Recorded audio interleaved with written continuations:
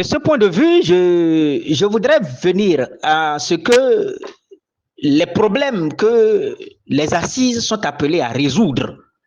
Et pourquoi alors il faut une assise?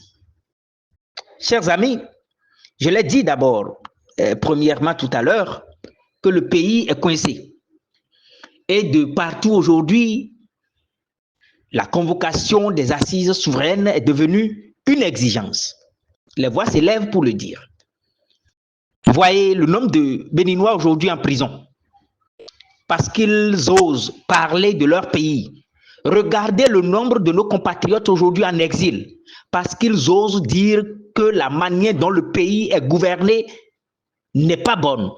Regardez le nombre de nos concitoyens aujourd'hui tués de manière froide par des groupes organisés appelés terroristes, mais qui ne sont en réalité que des supplétifs, des forces qui ont envahi notre pays par la complicité de ceux que vous connaissez, ceux-là qu'on appelle les terroristes qui tuent tous les jours.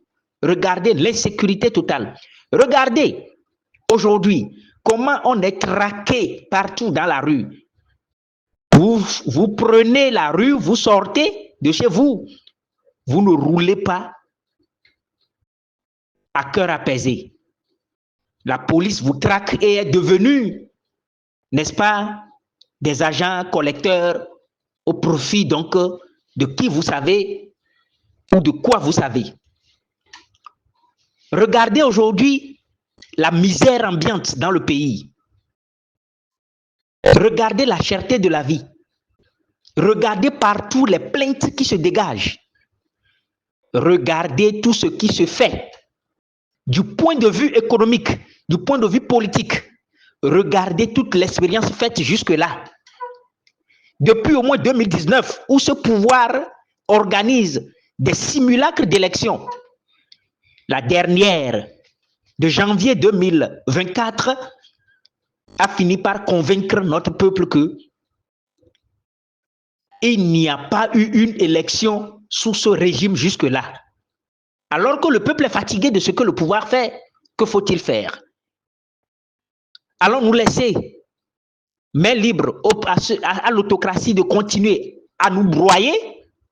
Voilà pourquoi des gens épris de paix et de justice sociale ont trouvé la bonne solution d'aller réunir les assises nationales.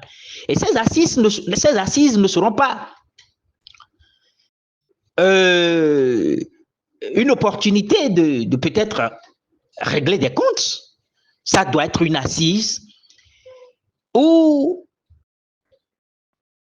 toutes les sensibilités, les couches sociales du pays doivent se réunir et poser leurs problèmes.